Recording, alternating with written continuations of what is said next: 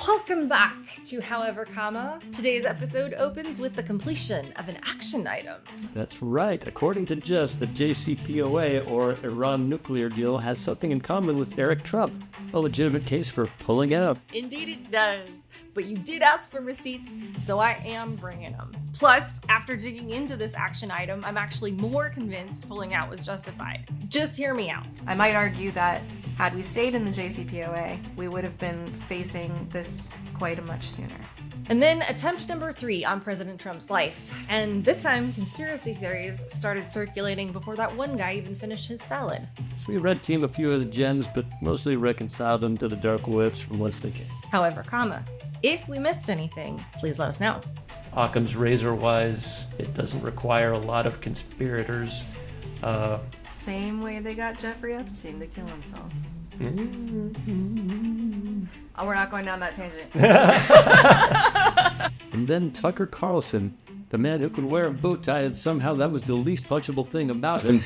Defecting from Trump after all this time. What do we make of this, Jess? At the risk of being branded a Tucker apologist, when someone legitimately says, I was wrong, the only productive response is, I accept your apology. Absolutely, in your brain, after the fact, add a comma, you twat waffle. But please let the kids see you shake hands. If it's a real apology, sure, but honestly, just the only apology I will accept from Tucker Carlson comes with a sworn statement under oath that I will never, ever run for president. Okay. Otherwise, he could stick his apology. Yeah, fair enough. And I think the timing is no coincidence. Finally, we break down the top 5 issues most important to us in 2028. Does our ideal candidate tackle the AI alignment problem before or after the Great Epstein Purge? Or will none of it even matter if we don't balance the fucking budget? Yes, that's right, candidates. Consider this your how-to guide to winning this coveted 2-person caucus. You're welcome. Yeah, don't let the numbers fool you. We got bullet points for days.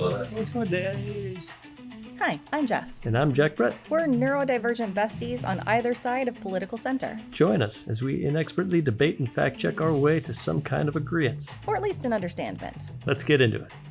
Hi, friend. Hi, friendships. What's new? We got so much to talk about. There's a lot this week. There's so much stuff to talk about. Yeah, so somebody has made another attempt on President Trump's life. Yep, that's one of them. That is one of a few, of several things. I mean, it's a fire hose kind of news week. I have an action item. You had charged me with presenting a case for why I say Iran can't be trusted and why Trump's withdrawal from the JCPOA wasn't necessarily a petty tantrum to destroy Obama's reputation. And I have that information available. Okay. Well, let's have it then. Action item. I'm going to start back before the Obama deal because it's relevant. Okay. So in the late 60s, early 70s, Iran signs a non-proliferation treaty, or NPT, and promises 2 really basic things. We won't pursue nuclear weapons, and we will fully declare any nuclear material and activities so the international inspectors can verify that our nuclear program is peaceful. So this is 1970. So then in 2015, Obama and our allies negotiate a separate nuclear agreement called the Joint Comprehensive Plan of Action, or JCPOA. CPOA. This agreement said, we all agree to lift sanctions on you if you agree to let the IAEA, or International Atomic Energy Agency, inspect your shit and make sure you aren't enriching uranium beyond the certain amount that you're supposed to, or building certain kinds of centrifuges, or a bunch of things, right? A bunch of nuclear weapon curious activity. Indeed. So the goal is to cripple their ability to make a bomb, or at least push the breakout time much farther back. Now, it should be noted that just before this agreement was signed, the IAEA published a final assessment of what they call the possible military dimensions of Iran's nuclear work. That report basically says, hey guys, so Iran had a structured weapons program. And I need cash now. Call J.G. Wentworth. 877 cash now. Up until about 2003, and they're still not fully transparent about all of it, and it totally violates the NPT, but okay, Iran, we're going to ignore these lies we caught you in so long as you don't violate this agreement from now on, because we want to be forward thinking.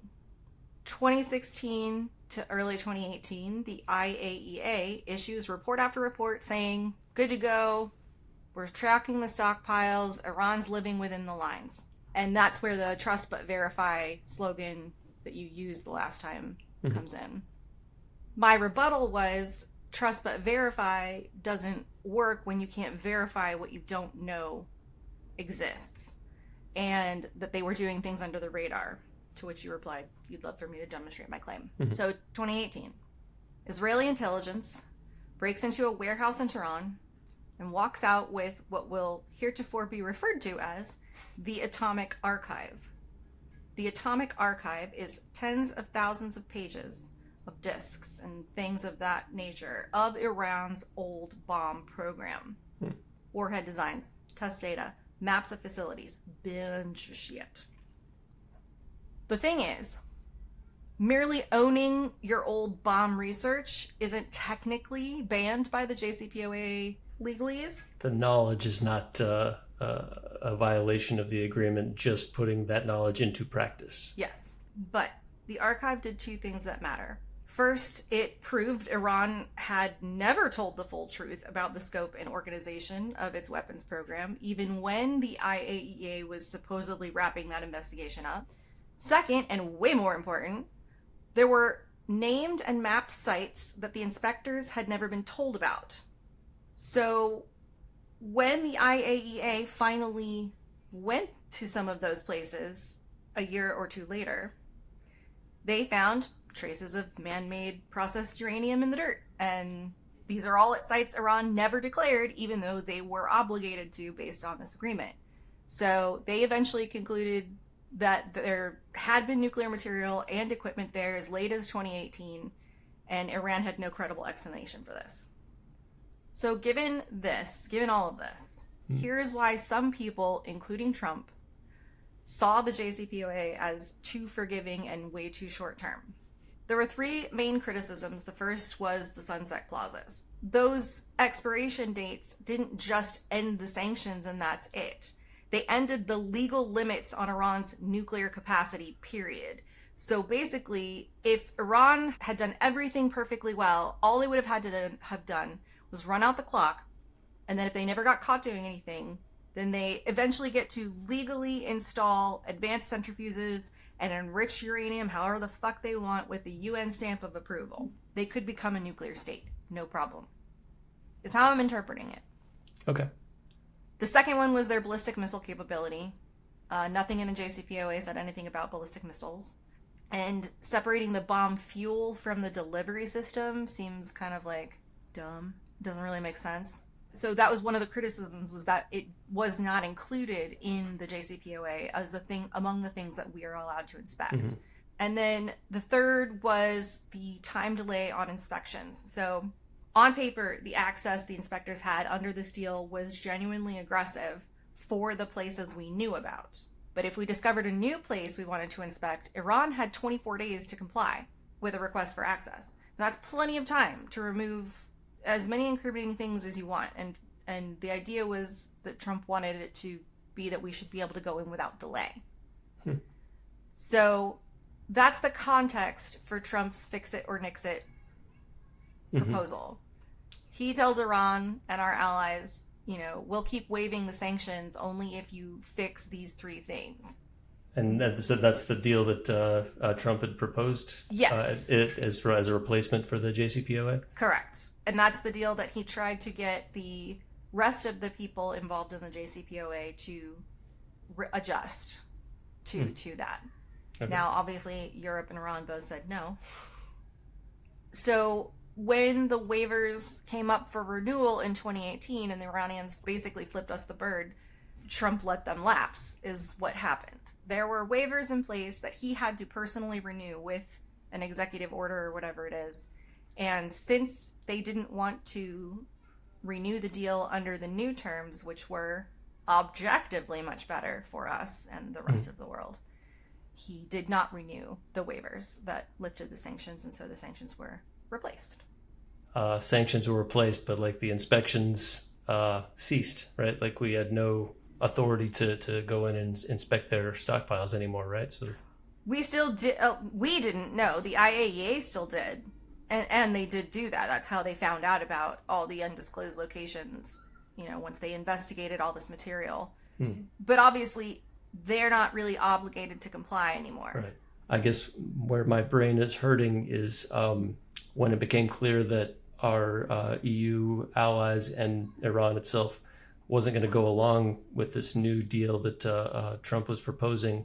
Why in that scenario he wouldn't at least try to fall back to the JCPOA if that's something that all the allies were already on board with and that Iran had been on board with in the past. Like sticking with the devil seems just the obvious answer. He was banking on the fact that the almighty dollar would be strong enough to pull people back to the table, like that these sanctions would hurt them economically so much, including our allies, because the sanctions go on anybody who does business with Iran as well now. I think he was hoping that that would change their minds and force them all back to the table. That was the thinking. I see. How'd that work out for him, Jess? No, it could be petty.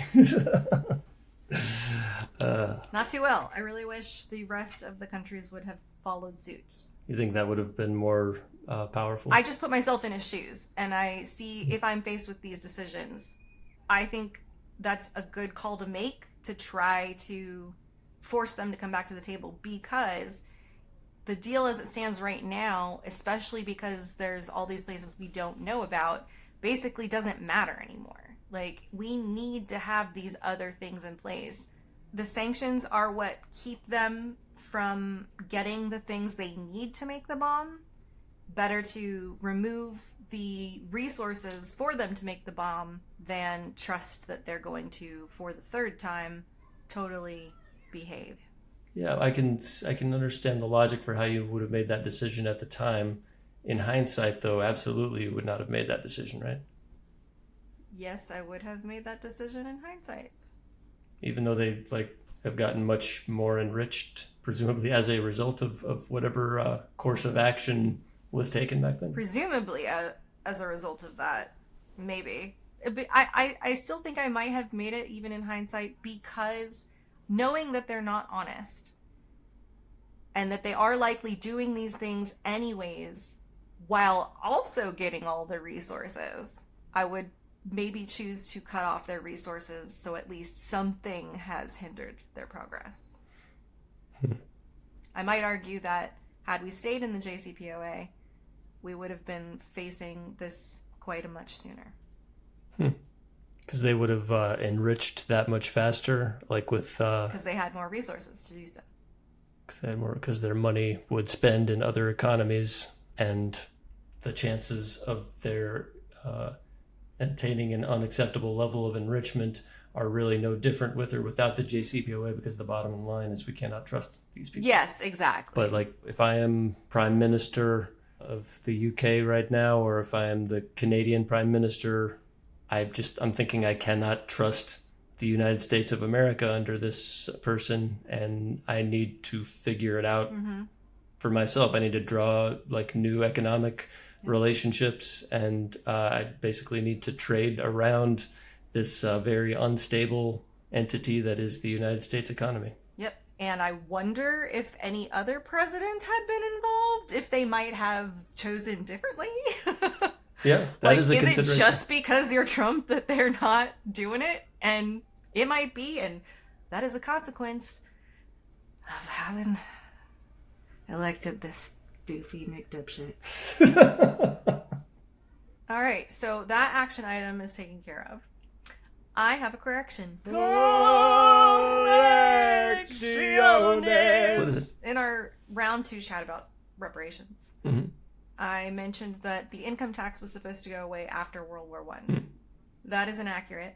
They made it a constitutional amendment. Like, it was first enacted during the Civil War to pay for the war, and then it went away after the Civil War. 1913 is when they amended the Constitution. But anyways, it was enacted to have a steady source of income that isn't tariffs, because as you said last time, it did ratchet up during World War I, significantly. But it wasn't supposed to go away after World War One. I was incorrect about that. I see. It was supposed to go back to a different tax bracket. And that hasn't officially happened yet. Was World War One where they introduced like the? I think I'm thinking of World War Two, where like the concept of your healthcare provider being your employer came about. Yes, I think that is World War II, maybe. I think I remember it being something like the United States butted into capitalism and said you can only pay your employees X number of dollars a year and no more. And it was a roundabout way of paying people more. Like, we won't pay you, but we will pay for your health care if you come and work at our establishment. So you could attract the better talent by offering them more in this way. And then when that salary cap went away, it just stayed a thing that people expected. Yeah. But so that's my correction. Thank you for your correction. It was not supposed to go away, but it was supposed to go back down. What's next? Well, let's tackle the one that we both have on our list first. All right. Thoughts? So at the White House Correspondents Dinner, which Trump did attend the event, I was surprised to learn that he would be in attendance and he would actually put on a show of his own. He would, I think there was plans that He had he was his going. own speech with comedy. Yeah, No, I was going to hit people really hard with humor. whatever his plans were for the night. They were interrupted by an incident involving a young man of 31 entering the event and opening fire. I believe the gunman had a manifesto that he left behind. Like, more and more lately, I feel like everyone's trying to be the next Mangione. I understand the desire to know more about that person who committed that, just to know why this happened and to prevent it from happening in the future. But at the same time, we don't want to like put their name on the news so that, you know, Yes. they'll go down in history. Which kind of really brings me to the interview that Trump sat for on NBC after the fact, when Nora quoted from the manifesto. It was something to the effect of, "I refuse to let these pedophiles, or these rapists and pedophiles, coat my hands with their corruption any longer," or something to that effect. Something like that, yeah. And Trump's response, I'm not a rapist. I didn't rape anybody. to which Nora, seemingly shocked, like, Oh, I'm not a do you think he was pedophile. referring to you? Excuse me. I mean, that's clearly the moment that she was going for. Like, he fell for it, hook, line, and sinker. But still, wow, I find like the question in poor taste, but the answer also very telling. Just, wow, gotcha. But I have thoughts. While I do appreciate the question and what it was supposed to do, I will say you can reasonably think it's probably about him. Yeah, I think Nora leaving Trump's name out of it, or like not asking any questions about who it could be about, but just simply quoting it as it is and letting Trump draw his conclusions about who it was meant to be about. That's why it felt kind of entrappy for me. What do you think he meant by that?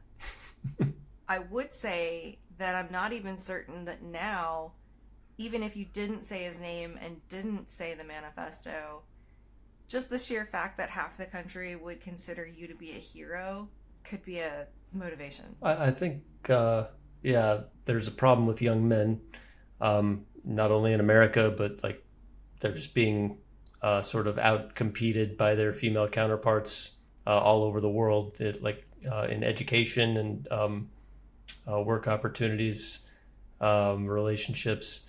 A lot higher percentage of young men are struggling and finding themselves in a hopeless place. No, romantic prospects, no job, AI about to, take over what remains of their sort of employability.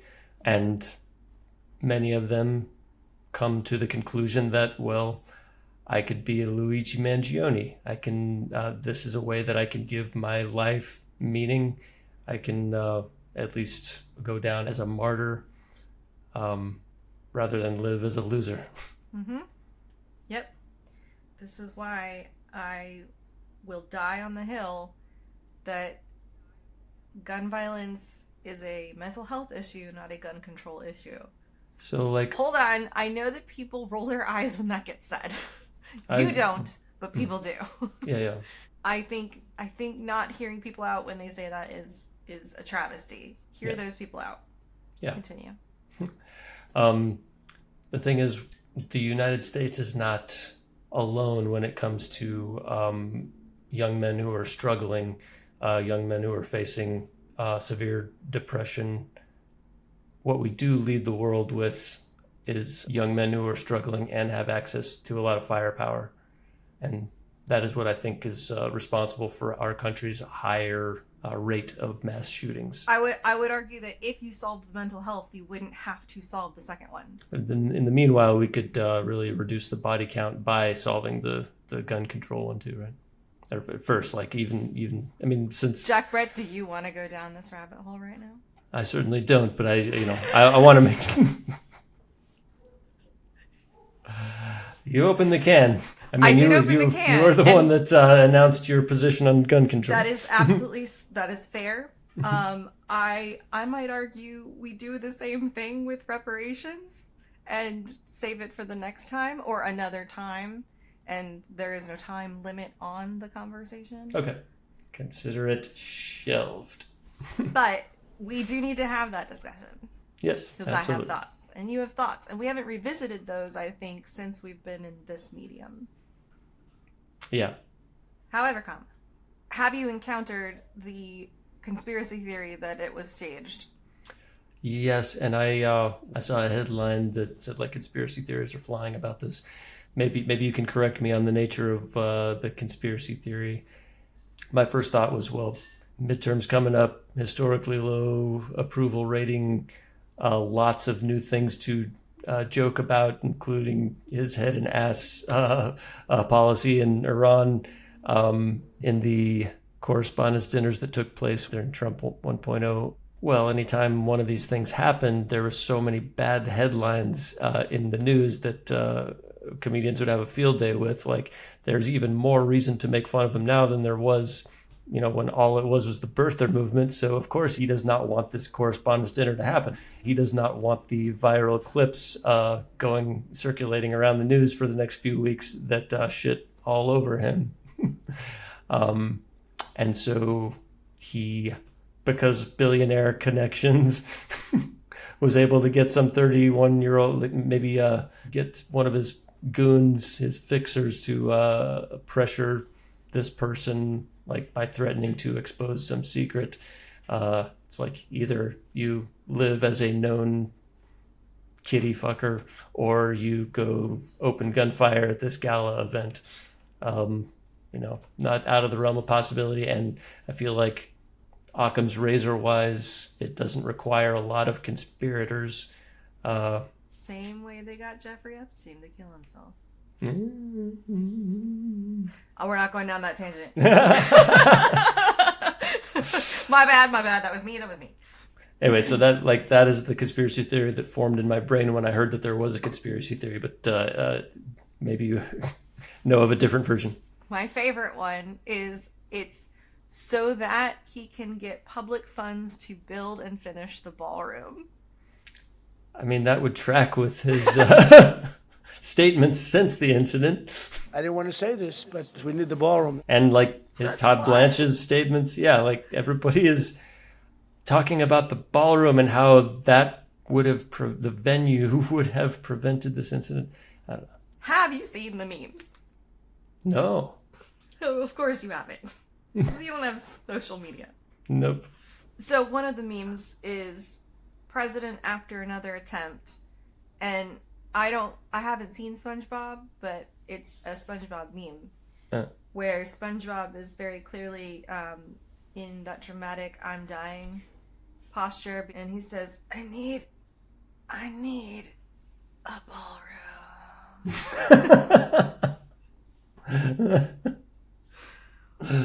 That's good.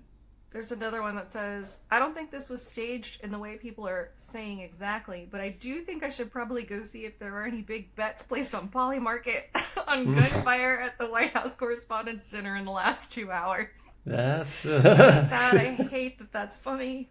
Oh boy. Yeah, scary and funny. Yeah. And then the last one is, Obama had 600% fewer assassination attempts, which is a joke about an RFK thing. And I said, well, if the drug was $100 and it raised the price to $600, that would be a 600% rise.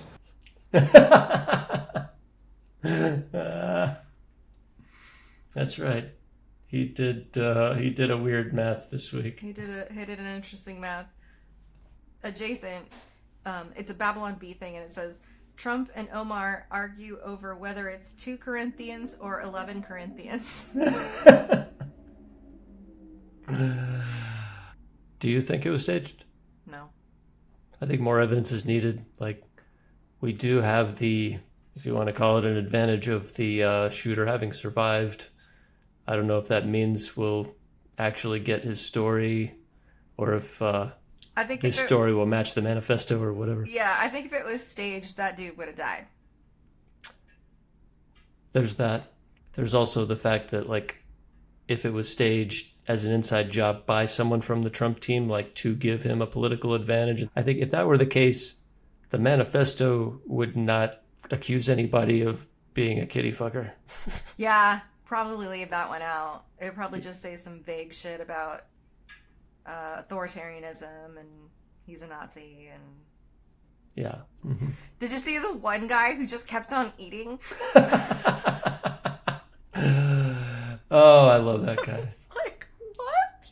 Oh, I would like to sit down with that dude for an evening over a whiskey and just chat about random shit with that guy. I bet he's an interesting fellow.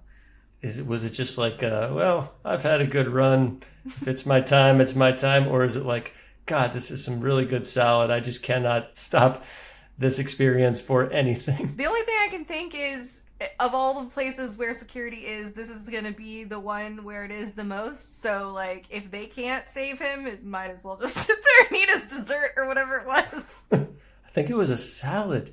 Was it? Of all things to keep on eating during, Yeah. a shooting incident. I believe that guy, we need to figure out who that guy is, because I bet you that's like one of the aliens just hanging out and watching everything go down. Or maybe this is why he did what he did. Knowing there are a lot of cameras on him, everybody else is ducking for cover, and the chance that I do survive this, that'll be a hell of a clip. I'll be the coolest person alive. Yeah. I don't People know that will all wonder- these things could go through his head in that amount of time, but... I mean, this was a White House Correspondents Dinner. They're used to being on camera. True. Like, it is there. I imagine everyone in that room is very aware when there are cameras on them. Yeah. Do you know if they got to any of the actual roastings? I don't think they did. I think people were still trickling in. Perplexity. ABC's timeline says the program opened with the color guard and anthem at 8:17.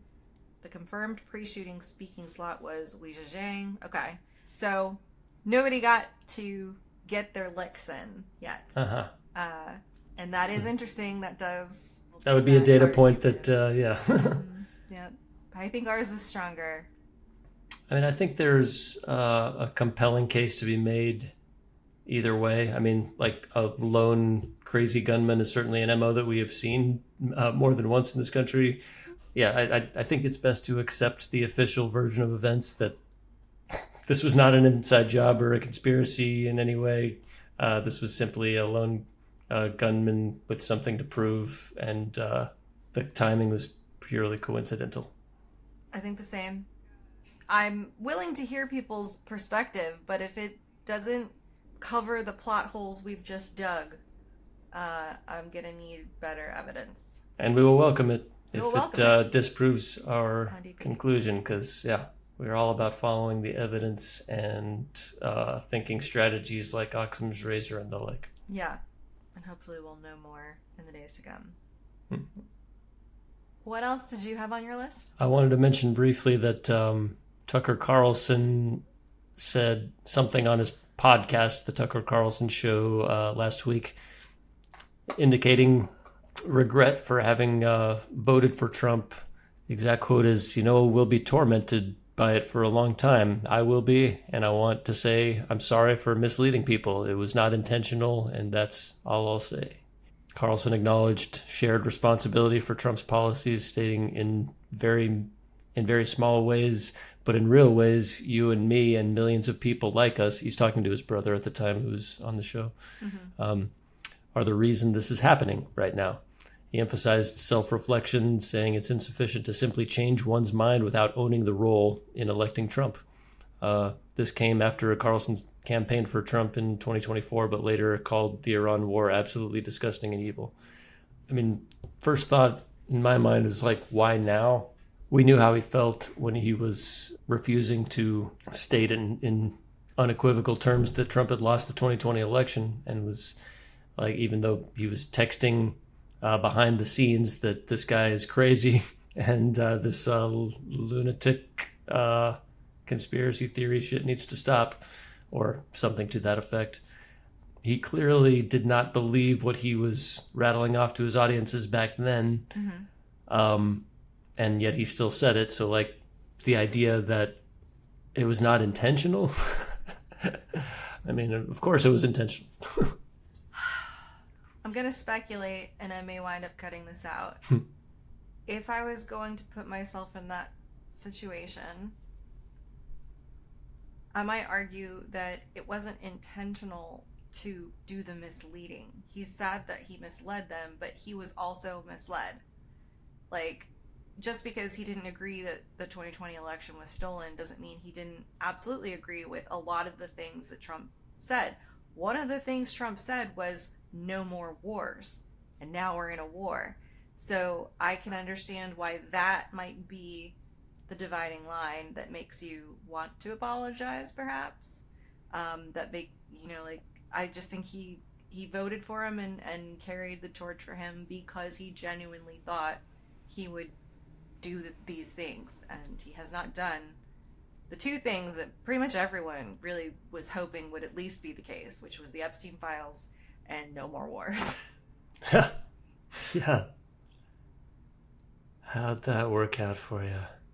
Not well. That's why he's apologizing and trying to own it. Yeah. Which I think, at the least, it's respectable. Whether or not you want to forgive him, you don't have to. I'm just saying this is where that kind of thing does have to start. So if you don't think it's genuine, how are you ever going to know when it is genuine? Here's what I'll wager. Okay. And I'll accept that it was genuine if this does not happen. Interesting. Tucker Carlson announces a bid for the presidency. All right. By 2028 or just ever for the rest of his life? 2028. I feel like there's a reason he chose this moment. I feel like he's playing his trump card. He could have done it at any time up till now, but it's like he is choosing this moment to break from Trump. And I think the timing is no coincidence. I mean, if he can convince his people that watch him and follow him, he can convince them Trump is in jeopardy. If enough people in the media turn against him, or enough people in the Republican Party in general turn against him. I don't know that he would be much better. I mean, it wouldn't be a reality show. It wouldn't be just like a constant quest for positive headlines. Like, he would actually have a plan that would either work or it wouldn't, but it would be a plan. It wouldn't be just, back of the napkin shit, attempt to get some buzz in the next news cycle. I mean, if someone can admit when they are wrong, I think anybody is better than Trump. I mean, I'd love to see him admit when he was wrong, when there wasn't a catch. Oh, yeah. So, like, by 2020, within the next 2 years, we'll know whether or not he was genuine. Or at least we'll have a data point to go in either column. Yeah. I did not see that. I'm going to have to go look into that now. I'm very eager to see the genuineness. He sounds genuine, but... Sounds genuine? Okay. I mean, like, I don't think that really means shit, though. It might not. No, he's an entertainer. So. There are quite a lot of people online, though, in the social media world that will take people saying they're sorry for voting for Trump and actively continue to demonize them because you're the reason we're in this mess, blah, blah, blah, blah. I'm like, okay, you aren't incorrect, but going forward, do you want those people to be on your side or not? Like, the genuine people who admit when they're wrong, you want them to be on your side. They're, so maybe don't, just rage. I agree. I think our attitude toward MAGA defectors should be embrace with open arms. That's what they did. That's why so many people on the left moved to the right, and the right was like, come on in, baby. I mean, you don't want to abandon the circle that you've always known and go into this, new unfamiliar territory only for everybody to be like, you fucking idiot. How could you vote for that ass clown? And then just have that be all you hear for the rest of your life. Yeah. What do you think people should run on in the upcoming election? Top 5 issues. Number 1, AI. And regulating it, or?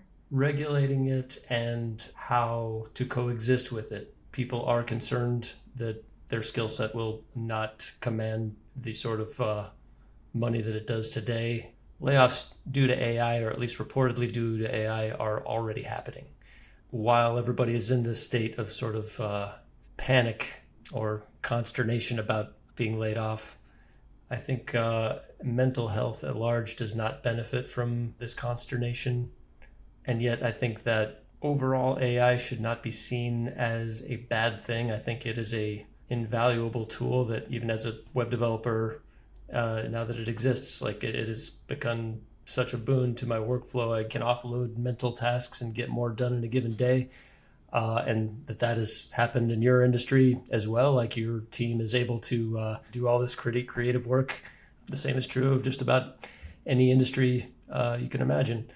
And so I see that as a good thing, that we can accomplish more with less. But I think that these companies that are pursuing this thing called artificial general intelligence, I think we will eventually get there. Whoever discovers AGI is going to be very rich because they're going to have the thing that everybody needs.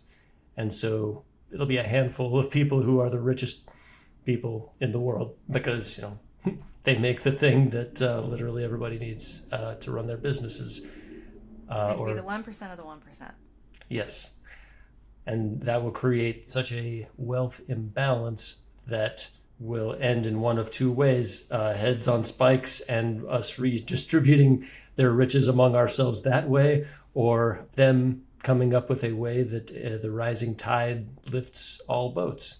I'm not sure if UBI is what we would end up settling on. I think that is as logical a plan as any to distribute any candidate. That would be the number one issue. Citizens United, I think there's the general problem of unlimited money being able to be funneled into campaigns. The thing about Citizens United is that we don't need to overturn Citizens United. All we have to do is introduce a new amendment to the Constitution. Any candidate willing to run on the idea of putting out a new amendment to the Constitution, that would get my vote. Handy P. Money in politics in general is... There's so many things inside of that are so important, it's hard to choose. Yes. Yeah, so I just blanket statement, corruption, bad. So AI and Citizens United. There's the problem of wealth inequality, which will be exacerbated by the AI revolution because it concentrates so much wealth at the top. But there's also the dangers of AI in general. I don't know if you saw John Oliver this last week, but yeah, I mean, we've talked a lot about the dangers of these increasingly sophisticated AI models that are able to hack into the most bulletproof of cybersecurity infrastructures. And might choose to kill you in certain situations. Yeah, or blackmail you, or even kill you if you are perceived as a threat to their existence. There have been documented cases of chatbots encouraging you to commit suicide. So yeah, I will split my initial AI answer into two problems, one being the wealth distribution problem that AI poses, and the other being the risk of AI going rogue and causing a Skynet scenario. If like you're a politician running for office and you can convince me that you have a firm understanding of these threats and some kind of plan that makes sense, then you're more likely to get my vote. Roe v. Wade, I mean, doesn't necessarily have to be Roe v. Wade. It could just be another Supreme Court decision that reverses the reversal of federal protection of the right to terminate a pregnancy. Whatever your thoughts are on abortion, like most of the civilized world has come to the conclusion that moral objections to abortion should not be the thing that prevents anyone from having access to it, because morality is subjective and abortion is a complex moral issue. I think it does more harm than good to restrict half of the population from getting this sort of medical care. Okay, so that's 4. Repairing our foreign relations. I think everybody would probably repair the foreign relations, but you're thinking of someone who specifically like sets out to repair foreign relations? Yeah, a candidate who expresses a commitment to repairing our relations with our allies and restoring like something closer to global free trade as opposed to nonsensical tariffs. I would be more inclined to vote for that person. I am incredibly disappointed in you, Jack Brett. What? Because the budget isn't even on there. I mean, it's no secret that I don't see it as big of an emergency as you do. True. Okay, so hopeful Democratic candidates for President of the United States in 2028. If you would like Jack Brett's vote, this left of center moderate vote, you will need to come out strong on the dangers of AI and what you plan to do about that. Come out strong on figuring out a solution to the massive job losses that this AI industry will inevitably create. Propose an amendment to the Constitution that deals with Citizen United and other super PAC related financial things / corruption in general, but that one specifically. And vow to make a hearty effort to repair our foreign relations. Is that correct? Nailed it. All right, attention, Pete Buttigieg, Alyssa Slotkin, who all the others. In my top 5, we have, at the very tippy top, the budget. I need a candidate who will vow to veto any spending bill that comes across their desk that isn't balanced. If you say that is your top priority, you have my vote. That is how it goes for me. Actually, wait. Okay, I have 2 that are of equal weight. See, it's not so easy. It isn't so easy, you're right. The budget for sure. Balance the goddamn budget. Get that guy from Dave to do it for you. You gotta help me cut the budget a little. You gotta cut the budget. That's your homework. Yep. Watch Dave and do like that guy did. Mental health. I would like a dedicated mental health plan. I think teaching conflict resolution and emotional regulation and all of these things at a young age. The advancement of technology has taken the encounters we would have had to learn these skills away from us. Nobody goes and plays in the street anymore. Nobody rides bikes around the neighborhood anymore. These are all social encounters we would have had to learn a lot of these things that people aren't necessarily learning anymore. And so we as a society have to make sure they encounter these lessons somehow. I think it's important to list out what those lessons should be and make it a priority to get that implemented across the nation somehow. Kids are where it's going to be truly generationally beneficial. It's going to be hard to teach the older dogs new tricks. Sure. Right? I do think we should teach the older dogs new tricks, though. And so this is a 2-point this is like your AI has 2 of them. My mental health has 2 of them. Mm-hmm. If you make mental health availability a part of your platform and actually not just say, I want to make mental health a pivotal part, I need you to actually have a plan for it. Find one. Explain it to me. That is 2 and 3 for sure. Term limits. Term limits. Term limits. Do not tell me you're going to try to get rid of the Electoral College. That will not help. Me, specifically. Everyone else, yes. I'm the only one that will not help. Sure.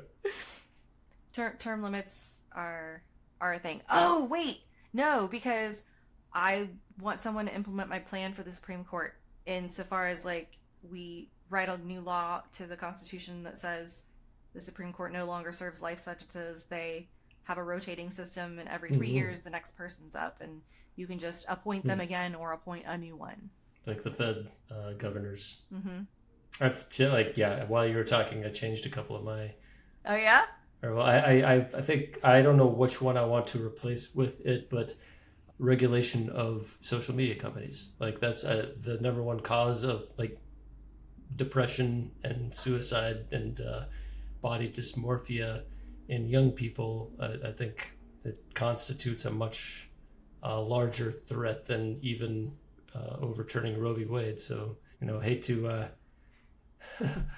bump that one. Hate to bump that one further down the list, but maybe that takes the number 6 spot. Yeah, I can go in the top 10. Top 10. All right. So if you are a political candidate for president looking to earn this person's right of center moderate vote, you will want to campaign on the following: budget. Promise to veto any budget that comes across your desk that is not balanced. Watch the movie Dave if you need a reference on how this is accomplished in real life. Who does these books? I mean, if I ran my business this way, I'd be out of business. IRL. Mental health in children as it applies to learning behavioral strategies that will prevent them falling down the rabbit hole of social media addiction, and that will just promote a more socialized, healthy lifestyle in the form of rough and tumble play and real human social interactions. Adult mental health, insofar as treat the importance of mental health as important as law enforcement or having a competent firefighter brigade. It will likely reduce crime and depression and prevent social media addiction in general. Term limits. You should advocate for setting term limits on our elected leaders. And finally, Supreme Court is out of hand. I mean, they've become one of the least trusted bodies in government, and that they're really in little to no danger of being removed from their positions if they don't want to be removed. Even if they literally take bribes, we refuse to impeach them. Seems like a no-brainer, but yeah. Although if I was going to bump one, I might bump to 6 the Supreme Court justices and put in the Citizens United Amendment. Okay. Support that. Those are what you need to get ready for in 2028 potential candidates. Just for me and you, these 2 votes. We are influential people. We are influencers. But enough about us. We want to know how the 2028 hopefuls can earn your vote. Yeah, what are your top 5s? And then the headlines just get more bizarre by the day, Jess. I know. Did this just break from the New York Times, or am I reading an Onion headline from 2009? No one knows. However, the Onion evolved its own sense of irony, and so will we. So will we. Okay, thanks. Bye. Bye. Thanks for watching. And hey, if you want to check out the Unlimited Tangents version of our conversation, link is in the description. Yes, and if you want to see us bring some steel to a particular topic, let us know in the comments.